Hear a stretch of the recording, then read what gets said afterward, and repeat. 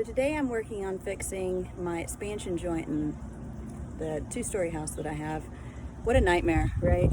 So if you can see, it's wood, goes up and down. I'm on the second story, or I guess on the roof here, but you might just get a ladder and do this. So more or less it's wood. It is separated and has a really big gap, and then it consistently kind of goes sideways, back and forth between each side of the house. Whoever decided a long time ago to put wood in expansion joints, and then they probably put a little good, it looks like they painted it because it's a big hot mess. So I am going to use my hammer and little chisel, and I'm gonna separate it to at least one side, because right now it's, I don't know what it's doing. It's kind of going in between. And then I'm going to put, I'm sure there's other brands out there, but this was the easiest to find for me. It's this kind of foam material, so it fills in the joint. I mean, I don't want to put wood again because that sure didn't work. And there's so many choices when it comes to goo that you can put in between there. I haven't used this before, but there's some that say no sag. This one bonds to cement, which is close enough to brick, so we're gonna see how this works. And it's white, so it says it's paintable. So it's elastic, paintable. There's some ones that actually say no sag. That might be a better choice, but I don't have that right now, so I'm gonna try this, see how this works. So here we go. I'm gonna just put the camera right here and start to separate it a little bit so I can actually put my rod. It's called a closed cell backer rod, which is foam into the joint area. All right, so adjust the camera. Okay.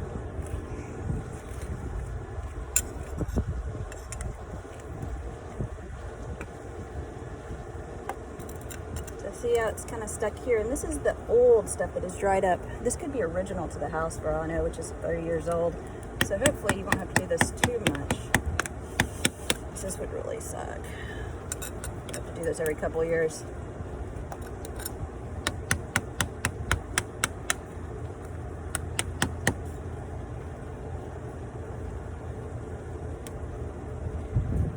If I can leave some of it, I will, because it's less mess, less hassle. I can just kind of fill in over it.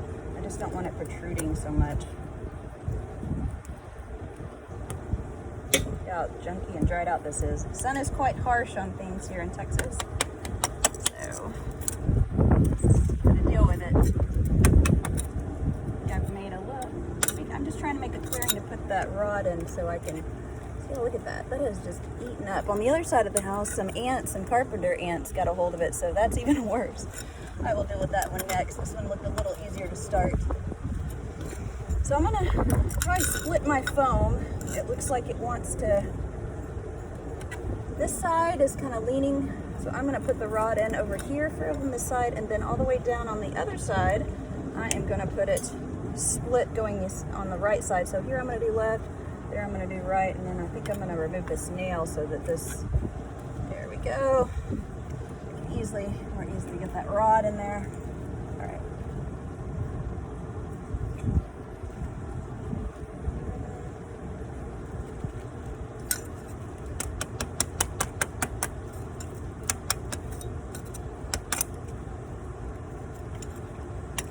Really rotted out like I did, then you really pull it apart easily like I did. It just kind of crumples. So you can see this rod is really very kind of, I'm just going to shove it in. I don't want to prod it in too deep, and this is the same stuff I used around the pool when I did the mastic redo. It's like the caulking that goes around the pool, the mastic there.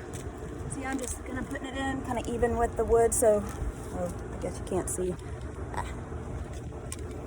Okay, as I get farther down, you'll be able to see. But what I'm making it actually line up with the front end of the wood. It's just more or less not just to fill it, but then where I don't have to do so much of the caulking or the goo. Hold on, I'm gonna get attacked by bees.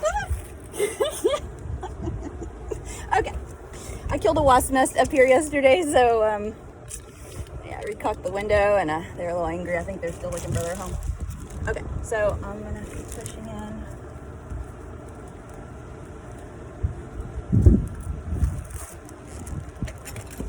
Oh, it's still alive. Hold on. No. Okay, there it's gone.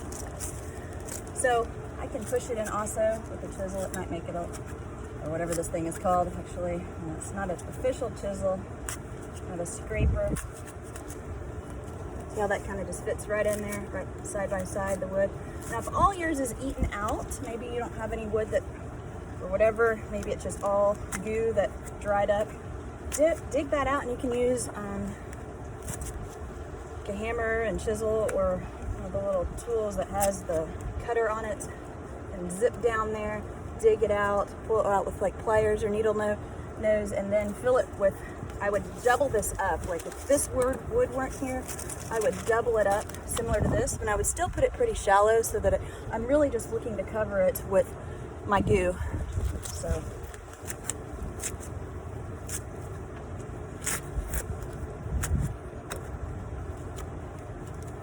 And the size of this, oh, I'm sorry, I didn't mention, this is a 3/4 size. You can, for the pool, I actually did a 1/2 inch, but the 3/4 size seems like something I would need more so because of the big gap I have here. So I'm just gonna cut this. That's nice and easy to cut. Okay. So if you can see, it's pretty filled in at the top. I'm just gonna do the top. So I won't bore you with having to watch video forever to watch me do the whole thing, because it will be similar the whole entire area. Okay. So a little trick I like to do for cutting open any of these caulking materials, I don't know, I find it to be easier, oops, sorry, is I get kind of wire cutters, and I barely, maybe about that far in, so I don't have too much. I don't want this big area, maybe about medium, and I slightly squeeze, and then I just twist, and it simply cuts that open.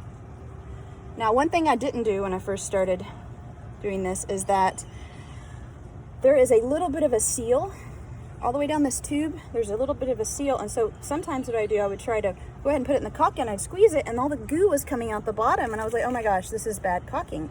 Which really, if I just put a tool in there, something sharp and long, even a pencil, which I'm about to go grab because I didn't bring it out here. Actually, this is, look how handy this is. On the side of my gun, there's this big long thing. So I'm gonna just penetrate that. Whoop, see, I can see the goo.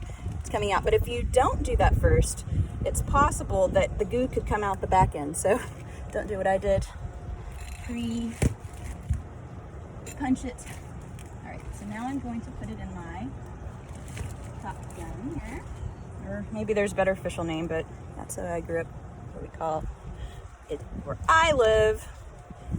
So I'm just gonna pop it in there. All right, so now I'm gonna try to feel a little bit of resistance. So I'm gonna start at the top. Now, mind you, I got white. So we're just gonna see how this product works. Hopefully it just won't all come gooing out. Let me sling it upward. All right, so I'm gonna start at the top. So if it does start to run, then it's better than, maybe it will cover some of the area if it does run. In the picture here, it shows that it's also good with vertical areas. So we will see. Oh my gosh, there's a wasp! Ah! Okay. That was that wasp's product looking for meals today, and I just hit it with my tubing. All right. I mentioned wasps like me. Sorry. But you can see this is a live video. Oh my god, it was totally gonna sting me. All right, so I'm just gonna try. Oh, wasp was after me. I got it. Well, for now. Hopefully he doesn't circle back. All right, so you can see I'm just laying this down. I'm gonna go one side, then I'm gonna come back up and do the other because it seems like. So I'm just gonna squeeze to make the beads pile in. And so I brought a pair of I have rubber gloves that I'm gonna just smear this, make it more even here as soon as I put this here. And if you get it on the brick, I use a white rag, which I think is in my bag over there. The supplies that I pulled up here.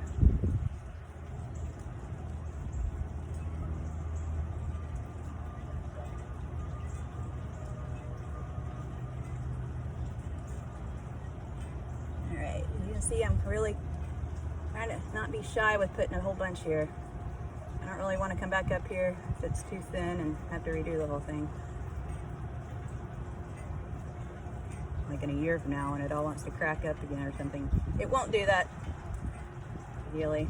It takes a little time to get used to a caulk gun if you haven't done much caulking. So don't feel bad if it just isn't working out for you, or it takes practice.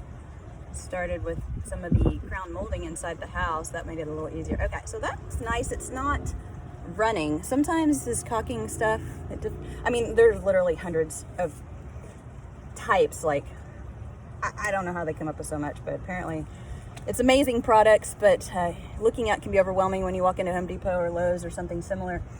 So I'm gonna grab my gloves so I can smear it. Now I could use my hand, but some of these products amazingly can be hard to get off. Hold on just a second.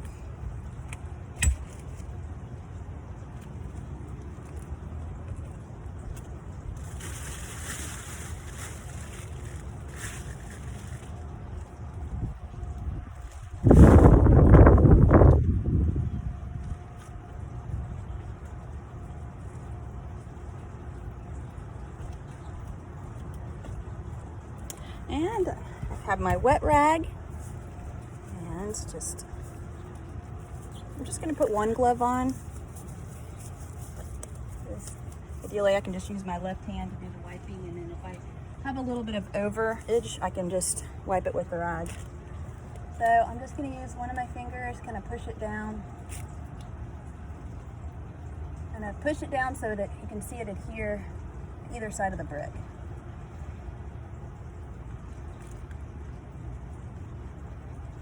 So I'm just trying to make it where, maybe push up there a little higher. This is working nicely. See how sticky that is? It's like marshmallow cream. Yum.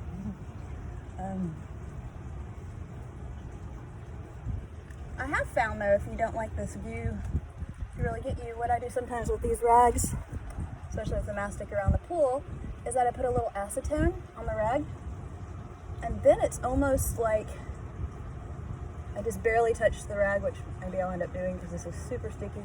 Maybe I would suggest doing that. A little acetone on the end of it. Then you won't have such goo. It just really repels this material, this goo type material. Yeah, I got a little bit right here. So I'm just gonna use my rag.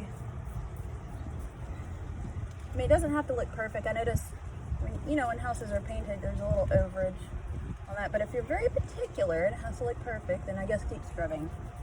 And just move the rag around so you don't reapply it like I just did.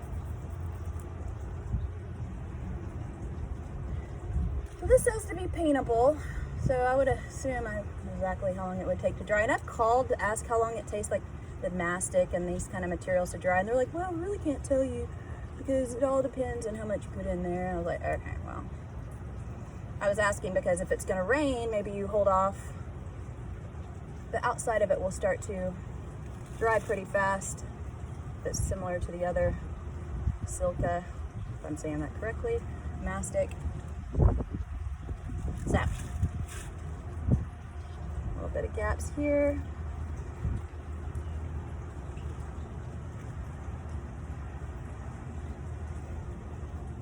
Look how gooey.